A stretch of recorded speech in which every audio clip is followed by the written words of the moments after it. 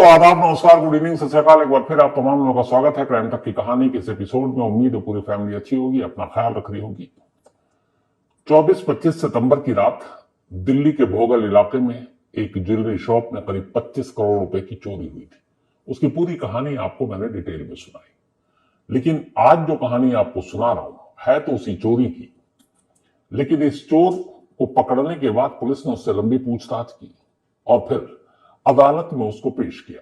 जब कोर्ट में पेश किया तो फिर पुलिस ने उसकी पूरी कुंडली जज साहब के सामने रखी कि इसलिए हमें इसकी कस्टडी चाहिए और इसके बयान भी। तो जो उसने पुलिस को बताया और जो कुछ कहानी सुनाई, उसी चोर की जुबानी 25 करोड़ रुपए की उस चोरी की असली कहानी आपके सामने पेश है। लोकेश श्रीवास, यही नाम है उस चोर का, लोकेश, जो छत्तीसगढ़ से आया।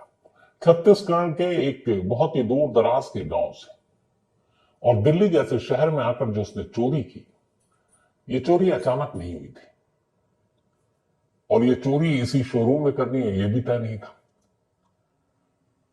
चोरी उसने 24-25 सितंबर को ली की, लेकिन वो दिल्ली में पहली बार आया 4 सितंबर को। 4 सितंबर में आया दिल्ली में एक बड़ा हाथ मारने के इरादे से, और वो दिल्ली में घूमता रहा, भटकता रहा। उसे तलाश थी सिर्फ और सिर्फ ज्वेलरी शॉप की, जौहरी की दुकान, जहां से वो हाथ मार सके। और उसमें इस उमराव ज्वेलर्स की कोई उसमें लिस्ट में उसके था ही नहीं, उसे तो पता भी नहीं था। उसने सिर्फ पहले गूगल से ये पता किया कि दिल्ली में बड़े बड़े जौहरी शॉप्स, ज्वेलरी शॉप कहां कहां पर है। गूगल के थ्रू वो फिर उन मार्केट में घूमता रहा, इधर उधर तमाम बहुत सारे ज्वेलरी शॉप की उसने रेकी की। लेकिन इस रेकी करने के साथ साथ उसके दिमाग में कुछ चीजें चल रही थी। एक ये, पहली चीज, जहां पे सिक्योरिटी गार्ड हो, सुरक्षा हो, वहां तो बिल्कुल नहीं। जो बिल्कुल खुला हो, आसपास बहुत सारे सीसीटीवी कैमरे हो, वहां भी बिल्कुल नहीं। जहां पे पुलिस राउंड मारे या लोग देर तक जागते हो, वहां पे भी इसने चोरी करने की कोई नहीं ठानी। इसका यह था कि ऐसी जगह हो जहां एक वक्त के बाद सन्नाटा हो और सिर्फ शॉप हो, और उसके बाद किसी को मालूम नहीं है, सिक्योरिटी गार्ड नहीं हो उस शॉप में, कैमरे नहीं हो आसपास में, तो वहीं पे ये हाथ मारेगा। 4 सितंबर को इसने बड़े सारे रेकी की ऐसे इलाकों की। 4 सितंबर के बाद ये वापस चला गया। 14 सितंबर को वापस आया, 14 को।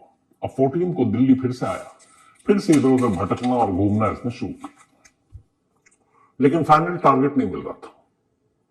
आखिरकार घूमते घूमते फिर रात को अपने किसी होटल में रुक जाता, नॉर्मल मामूली होटल में, और वहां इसने गूगल करना शुरू किया। अब गूगल करके उसने फिर पता करना शुरू किया कि और कहां कहां पे ज्वेलरी शॉप है। अब गूगल से न सिर्फ शॉप ढूंढता, बल्कि गूगल मैप के थ्रू उस पूरे लोकेशन, आसपास के इलाकों को भी देखता, और फिर वो टाइप भी करता गूगल में कहां का। तो उसी गूगल के थ्रू उसे पता चला कि भोगल इलाके में, दिल्ली के, जो निजामुद्दीन पुलिस स्टेशन के तहत आता है, वहां पे बड़े बड़े ज्वेलरी शॉप है, और वो इलाका भी ऐसा है कि बड़ा सही है वहां पे चोरी करने का। तो पहली बार वो उधर कनॉट प्लेस की तरफ से लेके, करोल बाग से लेके बाकी अलग अलग इलाकों में घूमता रहा। आखिर में उसे लगा कि उसके दिमाग और उसके नक्शे के हिसाब से ये भोगल इलाका सही है। लेकिन भोगल में कौन सा, अब भी उमराव ज्वेलर्स उसके दिमाग में नहीं था। अब उसने पूरा नक्शा देखा गूगल के थ्रू, फिर ये पहुंचा भोगल। भोगल पहुंचने के बाद इसने इधर उधर सारी चीजें देखी, और बहुत सारे शॉप के दौरान में इसकी नजर पड़ी उमराव ज्वेलर पर। लेकिन अब भी उसका फाइनल टारगेट ये नहीं था। उसने देखा, आसपास देखा, सिक्योरिटी देखी, गार्ड देखा, दिन में आया, फिर रात को आया, और देखा कि रात को भी यहां पे लोग कितने टहलते हैं, जागते हैं, आते हैं कि नहीं। ये सब रेकी करता रहा। इसके बाद चला गया। अब उसने फिर गूगल निकाला, फिर मैप देखा। अब उसने सारे मैप को देखने के बाद उसे लगा कि ये जो उमराव ज्वेलर्स है, यहां पर काम करना उसके लिए ज्यादा आसान है। नेक्स्ट डे वो फिर पहुंचता है भोगल। अब भोगल आने के बाद वो टहलना शुरू करता है, कभी इस गली, कभी उस सड़क। फिर उसने देखा कि उमराव जान के बराबर में जो बिल्डिंग है, उसमें एक ऊंची सीढ़ी जा रही है, और वो भी 4 मंजिला है। अब वो आता जाता खड़ा हुआ, लेकिन उसकी नजरें सीढ़ी पर है। वो सीढ़ी को देख रहा है, क्योंकि वो उस जौहरी की दुकान के बिल्कुल साइड में है। इसी दौरान दुकान के पास से गुजरते गुजरते उसने ये भी देखा कि उमराव ज्वेलरी शॉप के अंदर ऊपर से एक सीढ़ी आ रही है और कई मुलाजिम भी नीचे आ रहे हैं, ट्रे लेके, कुछ ये कुछ नीचे से ऊपर जा रहे हैं। तो उसे लगा कि अच्छा, इस दुकान के अंदर एक सीढ़ी है जो कहीं ऊपर से आ रही है, लेकिन कहां से आ रही है उसे मालूम नहीं। अब उसने बराबर की बिल्डिंग में उस सीढ़ी को देखा। उसने देखा कि ये ऊपर तक जा रही है। फिर ये इधर उधर चला गया, वापस आया। फिर अचानक कुछ लोगों से बात करता है, ऐसे कि जैसे कोई किराए पे घर चाहिए किसी जानने वाले को। तो पूछता है, इस बिल्डिंग में कौन लोग रहते हैं?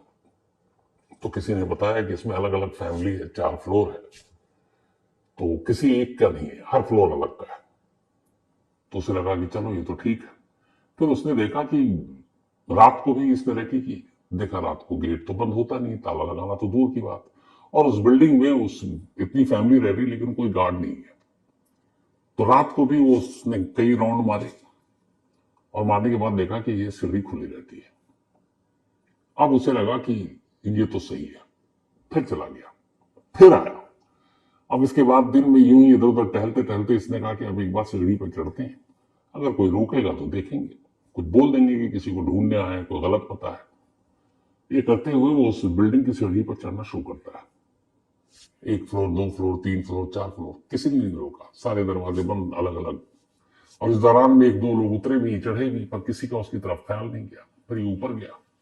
ऊपर जाकर इसने देखा, इसे बराबर में उस उमराव जान ज्वेलरी शॉप की सीढ़ी, वो दरवाजा नजर आया जिसके अंदर सीढ़ी थी। ये वापस लौटा।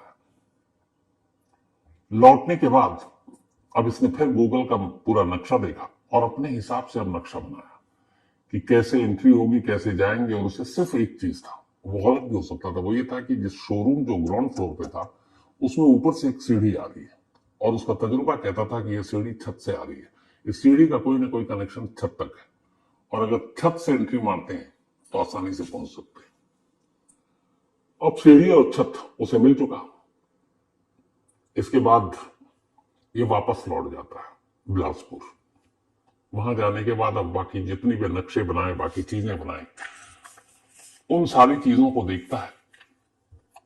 देखने के बाद अब ये गूगल की ही थ्रू पहले सबसे पता करता है कि मार्केट में दुकान कितने बजे तक खुली रहती है। फलाना, आजकल आप कोई भी खोलेंगे बड़ा शॉप हो तो उसकी पूरी डिटेल ही होती है।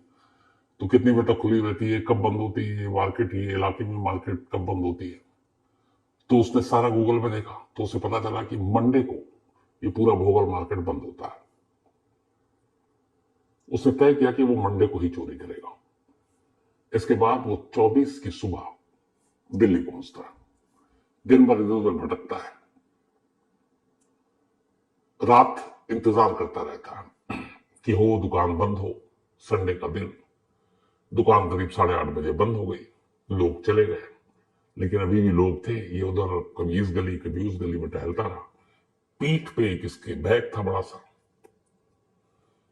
जब करीब रात के 11:15 बजे, तब ये, उसे मालूम था इस बराबर की सीढ़ी खुली रहती है, दरवाजा बंद नहीं होता। ये उस सीढ़ी पर बेधड़क चढ़ा, ये सोच करके अगर किसी ने टोका तो कोई पता पूछने के बहाने पूछ लेगा, फिर वापस उतर आएगा। किसी ने टोका नहीं, ये बिल्डिंग में चढ़ गया। बराबर से फिर उस बिल्डिंग, जो उमराव ज्वेलर्स की बिल्डिंग थी, उस पर कूदा। एक दरवाजा था, दरवाजे पे ताला था। इसने ताले को खोल दिया, दरवाजा फिर से अंदर से बंद किया, और अब सीढ़ी के थ्रू नीचे उतरना शुरू किया। इसका अंदाजा सही था, सीढ़ी बिल्कुल ग्राउंड फ्लोर पर आ रही थी। अंदर आया तो उस ग्राउंड फ्लोर से पहले एक और दरवाजा था, उसने उसका भी ताला तोड़ा। अब ये उस ग्राउंड फ्लोर पर आ गया जहां पे शोरूम है, और उसी शोरूम के एक हिस्से में तमाम लॉकर है।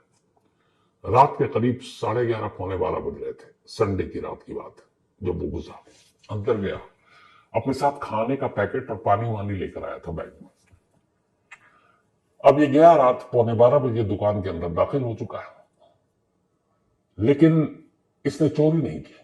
ये एक कोने में चुपचाप बैठा, खाना खाया, पानी पिया, और इंतजार कर रहा है कि क्या पता रात को कोई मालिक या कोई किसी चीज, कोई काम भूल गया हो, कोई चीज पैसे लेने हो, तो शायद शटर खुल जाए दुकान की, वो आ जाए।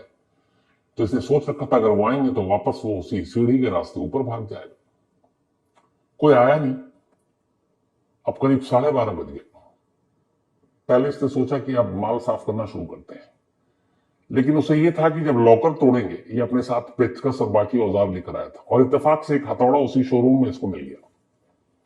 लेकिन इसे लगा कि अगर रात को उस लॉकर की जो दीवार है उसमें छेद करेंगे और फिर लॉकर तक पहुंचेंगे, तो उस खटपट की आवाज से पड़ोसी या बाहर में अगर कोई, मान लीजिए शोरूम के बाहर बैठा हुआ, गार्ड तो कोई था नहीं, या लोग गुजर रहे हो, या फिर पड़ोसी की बिल्डिंग में, तो खटपट की आवाज रात को बहुत तेजी से जाती है अगर सन्नाटा हो तो उसे लगा इस खटपट की आवाज से लोग चौकन्ने हो सकते हैं। उसने इरादा बदल दिया। उसने कहा मैं रात को कुछ नहीं करूंगा। खाना वाना खाया हुआ था, पानी वानी पीकर उसका हौसला देखिए कि बेफिक्र उसी शोरूम में सो गया। सोने के बाद सुबह उठा। अब मंडे का दिन, आराम से नींद पूरी की, सुबह तक सब नॉर्मल। सुबह करीब 11 बजे जो बचा खुचा था उसने फिर खाया पिया और उसने कहा अब काम पर लग जाओ। दिन था, गाड़ियों की आवाज, हॉर्न की आवाज सब आ रही है, तो उस शोर में ये सारी चीजें दब जाएंगी। उसके बाद अब उसने एक एक करके सब तोड़ना शुरू किया। सबसे पहले बाहर जो शेल्फ में सारे रखे थे वो सारे गहने उठाए, लेकिन उसने सिर्फ कीमती पत्थर उठाए और सोने के जेवर। एक भी चांदी के जेवर को हाथ नहीं लगाया कि ये बोझ है। वो सारा साफ किया, बैग में रखा। फिर उसने एक एक कर सारे लॉकर तोड़े, बैग में रखे। एक सब करते करते शाम हो गई। अब उसने सारा बैग में रखने के बाद फिर थोड़ी देर इंतजार किया कि अंधेरा हो जाए। लगभग 7:15 के आसपास दबे पांव ये सीढ़ी के थ्रू ऊपर पहुंचता है। उसी दरवाजे से बाहर निकलता है, पड़ोस की बिल्डिंग में जाता है। उसी सीढ़ी से एकदम बेखौफ सारे बैग में जेवर लेकर नीचे उतरता है, थोड़ा आगे जाता है, ऑटो पकड़ता है और कश्मीरी गेट बस अड्डे पहुंच जाता है। उससे पहले एक बैग और खरीदता है। अब बस अड्डे से ये सीधे वापस छत्तीसगढ़ पहुंचता है। अभी तक वो देख नहीं रहा कि उसने क्या चुराया, बस जो आंख बंद करके उठाता गया। अब छत्तीसगढ़ जहां पे इसने किराए का घर ले रखा था वहां दाखिल होता है। इसका एक दोस्त था, उस दोस्त को बुलाता है, उसका बैग खोलता है, और जब वो देखता है पहली बार दोस्त के बिना उसने जब देखा तो उसकी खुद आंखें फटी रह गई। उसे लगा कि उसने तो सोचा भी नहीं था कि इतना चुराएंगे, और वो चूंकि चोर था, बहुत जौहरियों की दुकानों में चोरी कर चुका था, उसे मालूम था कि ये करोड़ों रुपए का मामला है। उसे लगा इतना तो मैंने सोचा तक नहीं था। इसी दौरान उसका दोस्त आ गया। उसने उसी चोरी के माल में से 2 चेन निकाले मोटे मोटे और अपने दोस्त को दिया, और ये बाकायदा उसने कहा कि ये ले तू रख, बहुत बड़ा काम करके आया हूं, और आज के बाद चोरी बंद। ये मेरी जिंदगी की आखिरी चोरी है, अब मैं कभी चोरी नहीं करूंगा। मेरे पास इतने पैसे आ गए कि अब मैं पूरी जिंदगी आराम से बिता सकता हूं, गुजार सकता हूं। ये कहकर उसमें जो कुछ पैसे थे, उसको जिम का बड़ा शौक था, तो उसने अपने गांव में जहां का वो रहने वाला था करीब 60 लाख रुपए एक पार्टनर को देके एक मल्टी जिम खुलना था, उसमें उसने इन्वेस्ट किया, बाकी पैसा भी बाद में देना था। तो ये सब कुछ करके उसने दे दिया। लेकिन इत्तेफाक से जिस दोस्त को इसने चेन दिया था उसने अपने एक और दोस्त को बताया, उसका भी नाम था राहुल, बल्कि रुकेश। उसने कहा भाई बहुत बड़ा हाथ मार के आया। वो पकड़ा गया। दूसरे दिन उसने पुलिस को कह दिया आप मुझे क्यों पीट रहे हैं। वो रुकेश, वो तो दिल्ली से बहुत बड़ा काम करके आया, और इस चक्कर में पुलिस इस तक पहुंची और ये पकड़ा गया। तो 2 दिन से ज्यादा ये 25 करोड़ अपने पास रख नहीं पाया। सारे माल बरामद हो गए और अब ये कब्जे में है। अब पता नहीं जो उसने शपथ ली थी कि उसकी आखिरी चोरी है वो अधूरी रह जाएगी, क्योंकि माल तो चला गया, तो फिर ये आगे चोरी करेगा। पुलिस का कहना है कि देखने में बिल्कुल नॉर्मल और साधारण जरूर है, लेकिन ये बहुत ही शातिर चोर है। इसने कभी गैंग नहीं बनाया, क्योंकि इसे मालूम था कि अकेले करेंगे तो पकड़े नहीं जाएंगे, और इसीलिए कामयाब भी हुआ। उसने पुलिस को बताया कि दिल्ली में मैं कोई टारगेट लेकर नहीं गया था, बस नसीब खराब था, उमराव ज्वेलर्स का जो मैंने चोरी की और लूट लिया उन्हें। इससे पहले इसने बिलासपुर में भी कई करोड़ रुपए की चोरी की थी एक ज्वेलरी शॉप में, लेकिन इत्तेफाक से वहां भी पकड़ा गया। तो इसने जब छोटी छोटी चोरी की ये नहीं पकड़ा गया, जब बड़ी चोरी की उसके कुछ दिनों के बाद जरूर पकड़ा गया। शुरुआत इसने एक घर में चोरी से की थी, फिर इसने मंदिर में चोरी की, और चोरी ही इसका शौक है और चोरी के अलावा जिम जाना इसका शौक है।